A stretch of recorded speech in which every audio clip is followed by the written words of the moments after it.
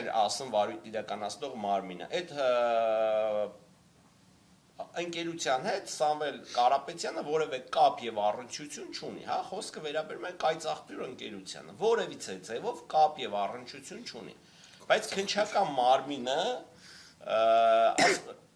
ունի հետեւյալ դատողությունը, հա, ու շատ մեր համար զավեշտալի է, որ այդ абսուրդի ժանրից բխող դատողությունը կիսում է նաև Վճռաբեկ Աթյանը, ասում է, այ գիտեք, քանի որ հեծի աշխատողներն են ստեղծել այդ ընկերությունը, իսկ դուք հանդիսանում եք հեծ ՓԲ ընկերության հիմնադիր, ուրեմն նրանց կողմից կատարած փողերի լվացման, հա, իրանց ձևակերպման փողերի լվացման, դա փողերի լվացման ոչ մի դրսևորում գոյություն չունի, վստահ եմ այդ գործը հետո կքննվի ու մարդիկ ավելի մանրամասը կտեղեկացվեն, ասում է, այ նրանք որ արել են այդ գործողությունը, ուրեմն դու էլ քանի որ հեծի հիմնադիրն ես, ուրեմն արել են քո կազմակերպմամբ, ասում ենք, այ եղբայր ջան, հələ մի հատ փաստաթուղթ ցույց տու, մի հատ ապացույց ցույց տու, մի հատ վկայի ցույց տու, որ օրինակ այս մարդը որևէ ձևով առնչություն է ունեցել այդ ընկերության հետ, տնօրեններին կամ ղեկավարներին ասելա սենց վարվեք, նենց վարվեք, 0 պատասխան, 0 արձագանք, միակ փաստը այն է, որ ինքը հանդիսանում է հեծ ՓԲ-ի հիմնադիրը, իսկ եթե հեծ ՓԲ-ի աշխատակիցները հիմնադրել են ընկերություն ու կատարել են ենթադրյալ հանցագործություն, այս ենթադրյալը շատ եմ կարևորում, քանի որ դրան էլ ենք ծանոթ, այդտեղ էլ հանցագործություն չկա։ Կատարել են ենթադրյալ հանցագործություն, ուրեմն այդ ընկերության հիմնադիրը կազմակերպել է այդ արարքը, որպեսզի ժողովրդի համար պատկերավոր դառնա, նաև մեր քննիչների, թե իրանք ինչ ապօրինության շղթայի մեջ են մտել, ստացվում է, եթե քննչական կոմիտեի քննիչներից մեկը կաշառք է վերցնում, ուրեմն մենք ողջամտորեն կարող ենք ենթադրել, որ այդ կաշառք վերցնելու գործընթացը կազմակերպել է քննչական կոմիտեի նախագահը։ Բայց կարանք մի քիչ մեր մտավարժանքը էլ ավելի զարգացնել, չէ, ունենք նաև երկրի բարձրագույն ղեկավարություն, չէ, մի քայլ էլ վերև բարձրանանք, բայց չէ, որ այդ համակարգի մաս է կազմում։ Ուրեմն քննչական կոմիտեի նախագահի հետ նաև երկրի բարձրագույն ղեկավարությունն է կազմակերպել այդ կաշառք վերցնելու գործընթացը։ Այս տիպի абսուրդի ժանրից ենք մենք խոսում ու դրան Արաչյանի դատարանը տվել է իրավական դիրքորոշում, մասնարապես մեջբերել է այդ ձևակերպումը եւ ասել է, որ այն զուրկ է ողջամիտ իրավական բանականության սահմաններից, հա, նայեք Արաչյանի դատարանը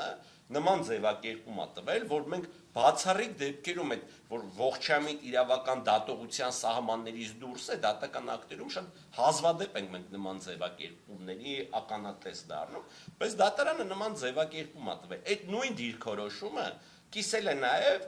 հակակոռուպցիոն վերաքննիչ դատարանի դատավոր Ժենյա Մելիքսեցյանը։ Ժենյա Մելիքսեցյանը նույն ձևակերպումը կիսել է։ Բայց սրա վերաբերյալ բողոք է տարվել Վճռաբեկ դատարան, գործընկերս նշեց, արդեն Վճռաբեկ դատարանը դա վարույթ է ընդունել։ Բայց դրան նախորդել է կամ դրալ դեպքում հաջորդել է մեկ այլ դատավարական process, հա, մինչև Վճռաբեկ բողոք կտանեին, Վճռաբեկ դատարանը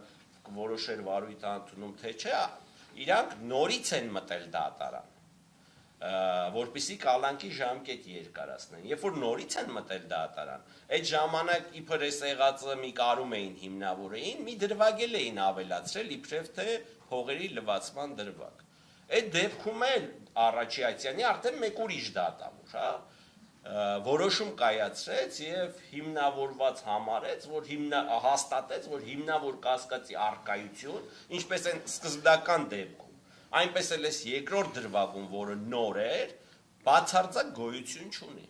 Դրա դեմ իհարկե նաև մենք ենք բողոք տարել, նաև դատախազությունն է բողոք տարել։ Վերաքննիչ դատարանի դատավոր Կարեն Ամիրյանը մերժել է եւ մեր բողոքը, եւ դատախազության բողոքը, այսինքն հաստատված է մնացել, որ փողերի լվացման դրվագ գոյություն չունի։ Մենակ կա կոչի հետ կապված դրվագով է հիմնավոր կասկածը հաստատված համարել։ Կարեն Ամիրյանը նաև նշել է, որ այլընտրանքային խափանման միջոցների կիրառումն է տվյալ դեպքում անհրաժեշտ եւ կալանքի երկարացման հիմքեր այլևս գոյություն չունեն։ Բայց մենք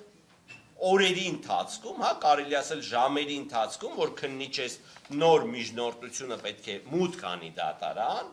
քննչական մարմինը գերարագությամբ վճռաբեկ դատարանից ձեռք է բերում այս որոշումը, որպեսզի իրանք կարողանան նոր հիմք ստեղծեն ու մտնեն Առաջիացյանի դատարան, որ ամեն գնով Սամվել Կարապետյանին փորձեն ապօրինի պահեն կալանքի տակ։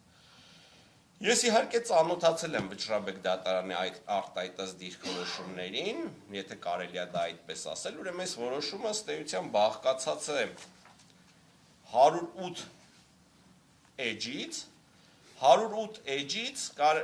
մոտ 99%-ը բացարձակապես copy-paste-եր են, հա, բողոքներ, գործի դատավարական նախապատմություն այս կոմենտում, մենակ 3-4 էջը, որ կարելի ասել վճռաբեկ դատարանի իրավական դիրքորոշումներ են, իսկ այդ իրավական դիրքորոշումներն ըստ էության հանգում են հետևյալին, որ չէ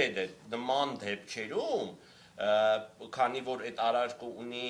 ավելի լատենտային հատկանիշ, նման դեպքերում հիմնավոր կասկածի շեմը պետք է ավելի նվազ գնահատել եւ պետք է հիմնավոր կասկածի առկայությունը փաստել։ Ես խորը մտավախություն ունեմ եւ տա Աստված, որ այդ մտավախությունը երբևէ չհաստատվի, որ այս որոշումը չի գրվել վճռաբեկ դատարանում։